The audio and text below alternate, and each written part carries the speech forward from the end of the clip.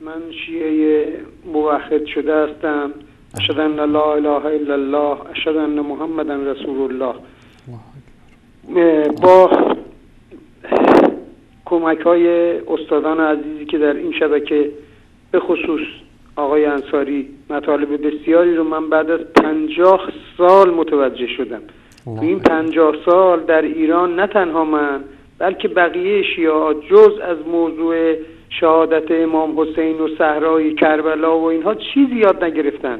اصلا ایرانی ها قرآن نمیخونن، قرآن هم که میخونن فقط همون تو قبرستون میخونن و یا همینجوری میگن از رو بخون ثواب داره. اصلا آیات قرآن رو معنا و مفهومشون نمیدونن به عنوان مسلمان. آخه این مزخرفاتی که اینا دارن اساس و پایه‌شون که 4 تا کتابشونه همش دروغه، مردم نمیدونن. از یه آخوندی پرسیدم که این حدیثی که میگید درسته، واقعا درسته که پیامبر گلوی حسین را میبوسید و گریه میکرد؟ پرسیدن یا رسول الله چرا گریه میکنی؟ گفت این نوه منو در جایی به نام کربلا کشته میشه و سرشو میبرن. خب با آخونده گفتم که اگر این حدیث درسته بس دیگه چرا به شمر و یزید و یکی فوش میدین؟ خب اونا مأمور خدا بودن دیگه، بس از قبل مقدر شده بوده دیگه.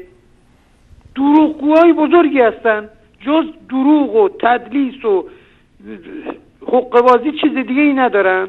مردم ایران رو معذرت میخوام گاو و گوسفند فکر کردن، حالا چون دستاشون داره رو میشه بعد جوری عصبانی هن.